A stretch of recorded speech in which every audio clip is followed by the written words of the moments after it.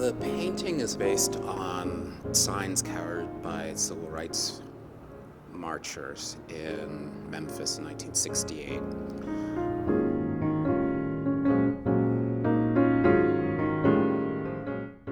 Sanitation workers specifically who were on strike for better wages and better treatment.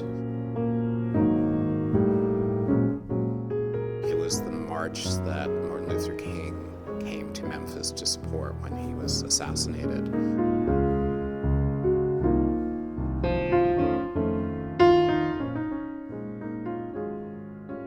When I saw a poster that said "I am a man" framed in Charles Rangel's office, I must have been in high school, one of those kind of high school field trips, meet your local congressperson.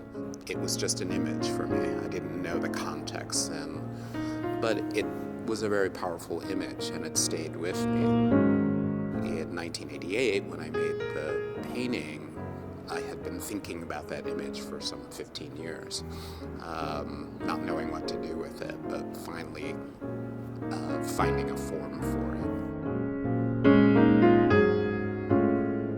The I Am a Man painting was made with a combination of oil paint and enamel paint. And those materials don't really go together very well because they dry at different rates.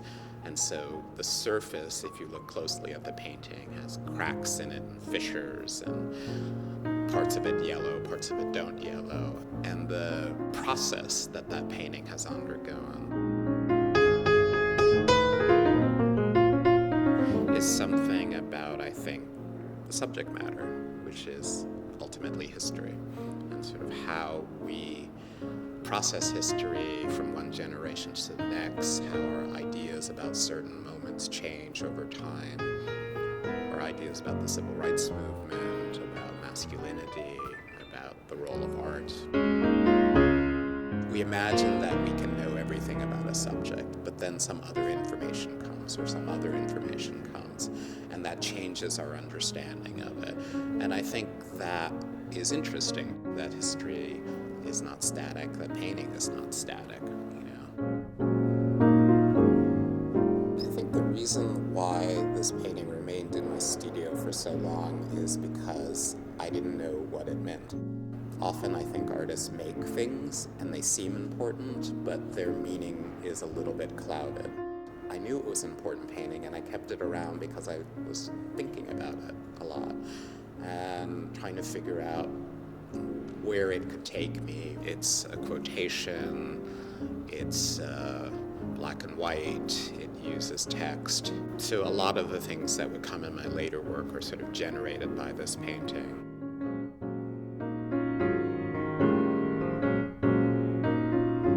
I have a friend who works in painting conservation at a museum, and one day I was visiting his lab and saw on his desk an image of Jasper John's painting that had all this writing all over it.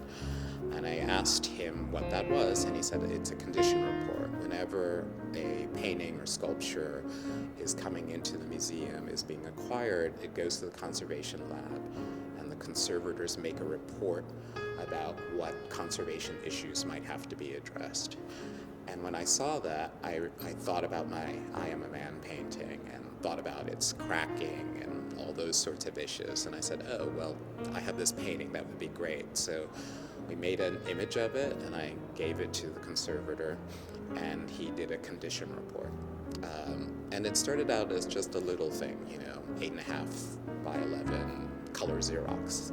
And I kept it in my studio for a couple of years. And then someone asked me to do digital print. So we actually put it on a flatbed scanner and scanned it. One image, the left side is the painting just scanned, and the right side is the painting with the conservator's marks silk-screened on top of a digital image.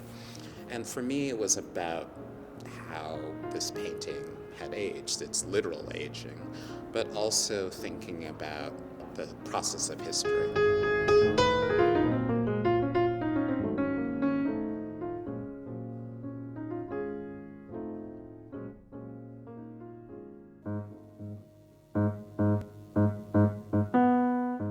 I started working with neon in, I think, 2006.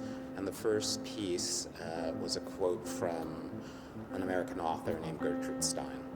And I took a little fragment out of a novel of hers called 3 Lives. And the little fragment said Negro Sunshine.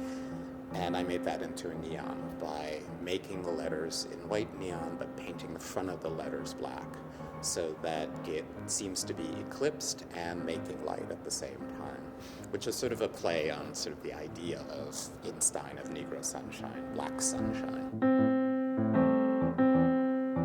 That led to a number of other pieces using the same kind of technique, neon that's painted black.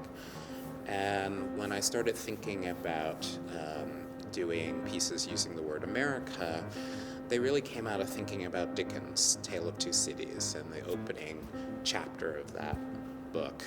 It was the best of times, it was the worst of times. The novel's talking about this ambivalent moment in a society's history, but that novel could be talking about America at that moment, 2006.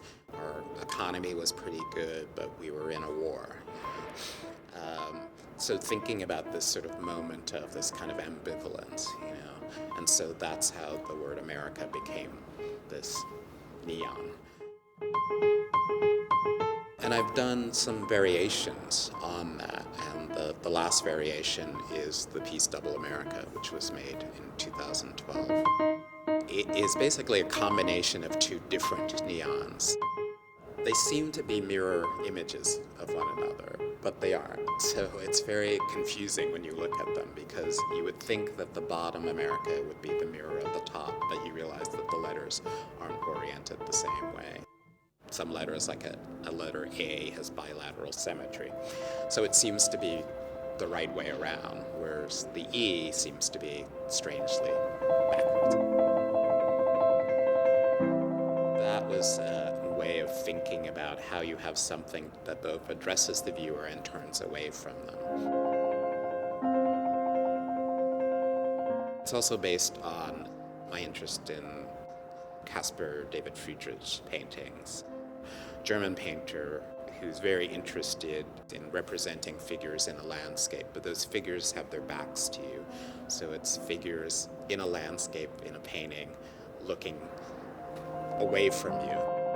And they're called Rückenfigure, back figure.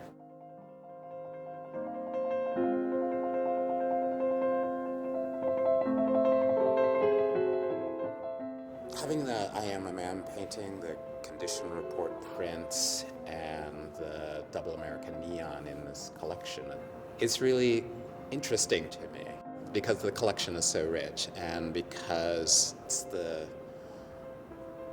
national collection of art, that it's in Washington, that it's free to the public. I'm in the context with artists whose work was inspiring to me, like Bruce Nauman, Kerry James Marshall, and artists that I have personal relationship to, like Byron Kim, whose piece Synecdoche, my work is hanging next to, and Byron's an old friend, so it's a special kind of relationship to be hanging in a museum together. The idea of having the painting here became really important. It became the only place it could be.